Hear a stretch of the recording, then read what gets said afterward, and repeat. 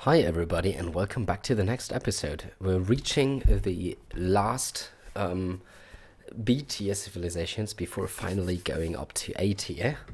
Let's have a quick look at the graph again. Yes, so there's just Huns and Vietnamese left. And, well, now it's time to check out the Huns. And yes, the Huns are just, they have a huge history. Like, Huns wars used to be a thing. And they're a very classic civilization and very popular, especially amongst beginners, because they don't need to make houses. And that brings me to the assumption that the Dark Age build order could be a little bit different with Huns altogether. Let's think about it this way. As we don't need houses, we can go collect the villagers under the TC instantly and go get the sheep, which technically means I have just a couple of spare, get just a little bit of extra food because I'm not making the houses. But this is really negligible, to be neglected, negligible. I think that's how you say it. As the sheep need to move towards the TC anyways. Except for if I have a teammate who is Incas, because then I get a free llama which is already standing in place. That could be amazing. But never mind. Let's talk about 1v1 Arabia. Then I just don't make the houses and I get the sheep right away. I've tried it a couple of times. If I just go for a standard scouts build order then and make that means putting 6 on sheep and then 3 on wood. I usually don't have the wood, as I do have less starting wood, to make a mill by the time that I would want to make it. So that's a little bit confusing just when playing the Huns, and I guess so I have to adjust the build order a little bit with Huns, which means making the mill on the berries later than usually. That probably means that I can also get away with maybe 2 on wood only, and then on the other hand have more on hunt, which means I could potentially even click up with 19 pop or something. So play 19 pop scouts with Huns. And then in the feudal age actually saving crucial wood and also have my stables work 20% faster in a scout war could make a difference. So let's first of all see what the Huns generic up build order can look like. I want to try this out versus the AI first. So the idea is, oh yes, I need to make now houses.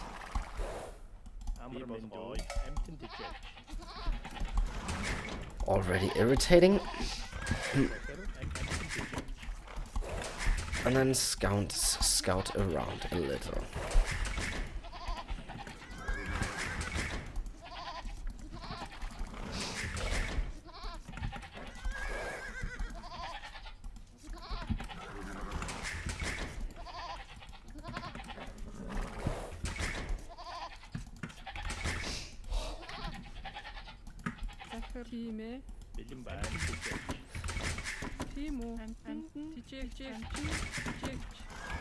And then yes, gain to wood. Now I try to only put 2 onto wood, because I mean, as I can't afford the mill right away anyways, I think it doesn't really matter when I exactly build them then.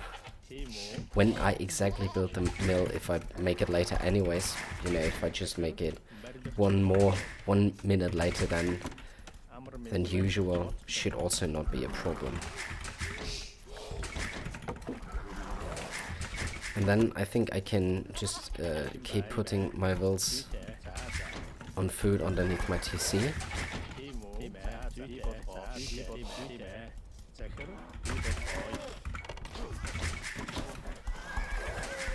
Yeah, and basically just keep doing that for a while now. I think when I have 10 on the boar, I need to get the second one, because more won't really fit underneath the TC. So that's about now. That also should tie in with the ball being used up.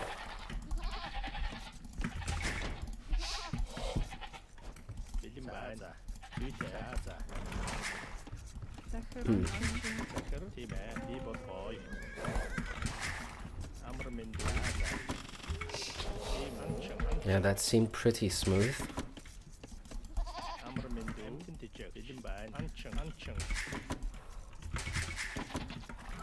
And now I already have 19 pop in the queue.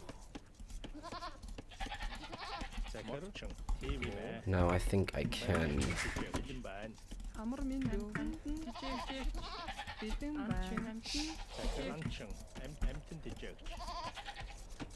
sort things out underneath my TC a little bit.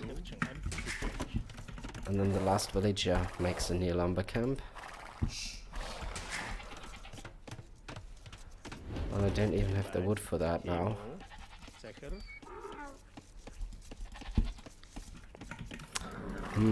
So I guess 3 on wood is actually just a little bit more convenient.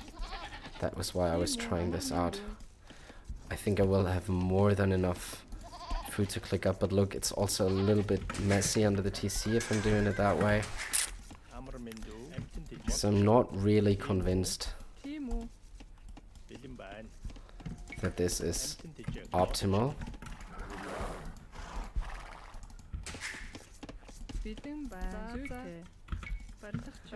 I tend to think more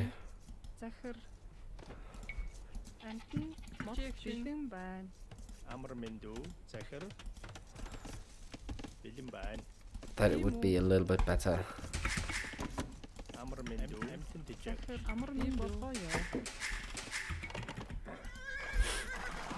to put 3 on wood and still click up with 19 pop. Should work as well.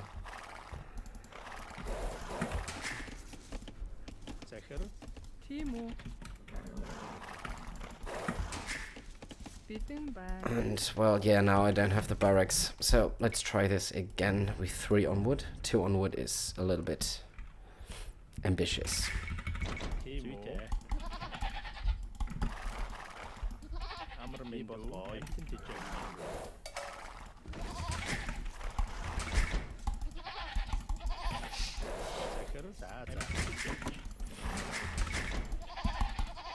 The only thing that separates this then from a generic 20 pop-up is I do the 19 pop-up as the generic 20 pop-up, just 1 villager less. And I can do that because I make the mill later. And that way I have more villages on a faster collecting resource from the get-go, which means I have more food earlier, I can click up earlier.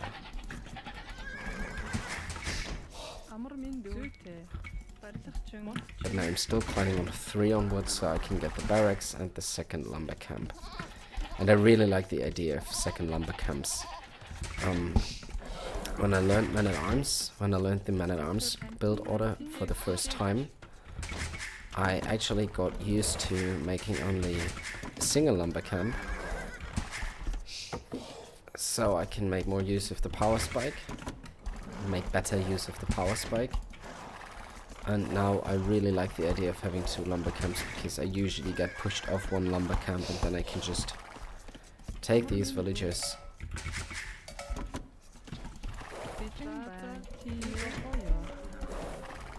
and simply put them to the other lumber camp. Wait! Why did he lose aggro?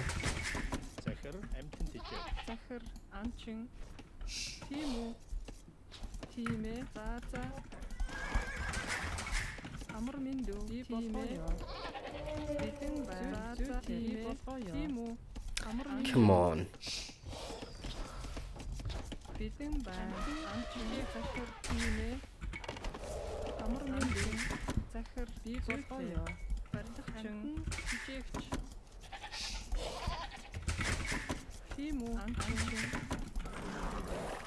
That ball really didn't want... it was one of the least or the most pacifistic elephant I've ever seen.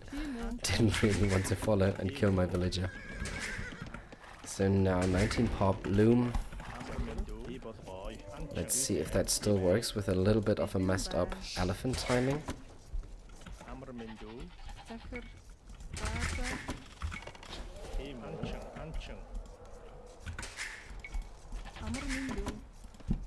Yeah, much better, because now the last villager can actually go to wood and I can afford to make a lumber camp here. So that's really good.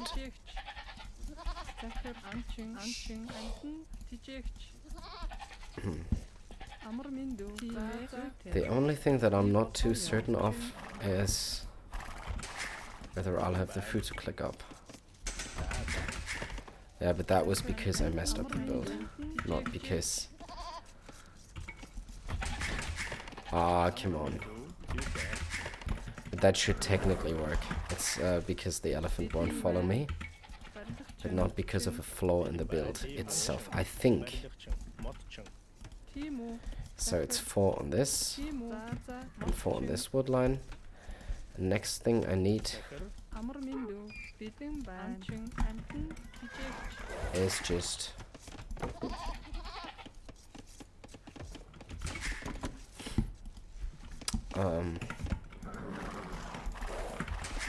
barracks before feudal. Nice, and that seems to work about 60%. That's amazing, and let's see if I have enough for a production building. Because I mean, at this point, it actually doesn't matter if I go straight scouts or straight archers. It's all the same in terms of, or as far as the build order goes. Yeah, it looks like I just have enough to do whatever I want now. Look at this. This is amazing. So I actually do think that it's possible to go 19 pop generic.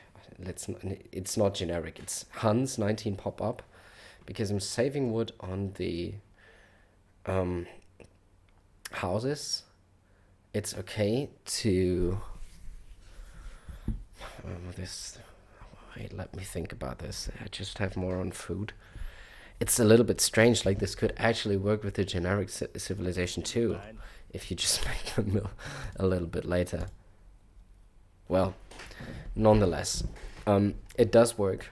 You're also saving a little bit of villager working time that would have been spent on building the houses otherwise.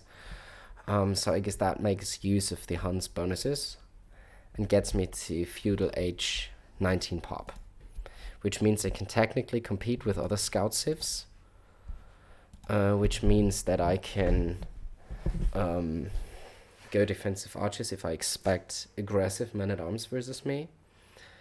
The only thing is I cannot really rely on walls because I have no houses, which would also be a protection. I would make the houses as part of my wall, so I will for the most part be open.